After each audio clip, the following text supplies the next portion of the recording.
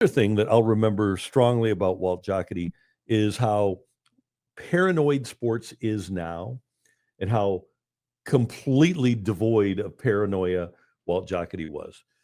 He wanted to help sell the franchise. He wanted the franchise to do well. And a couple of things stand out. Number one, there's three, but I'll give you two. In 1997, before the McGwire trade, like a week before the trade deadline, I'm on the post game on KMOX and telling people, I said, hey, the McGwire thing's not going to happen. Don't get your hopes up. I just wanted to, prepare everybody for the inevitable that we weren't going to get McGwire. This is during a post-game show down at the ballpark, downstairs studio. And Walt comes down and he's standing outside the glass. I go to a break and I said, what's up? He said, hey, don't be so quick to dismiss the whole McGwire thing. I don't think it's dead yet. And I said, okay. And so the first thing I did, I come back and I said, after thinking about it a little bit, I don't think that we should completely dismiss the idea of the Cardinals getting Mark McGwire. And then like the next night they get him.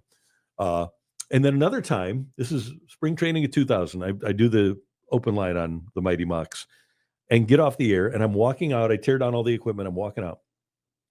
And as I'm walking out, Walt is walking in. He said, where are you going? And I said, I'm done with the show. I'm going to go grab some dinner. He said, you know what? You should stick around for a few minutes.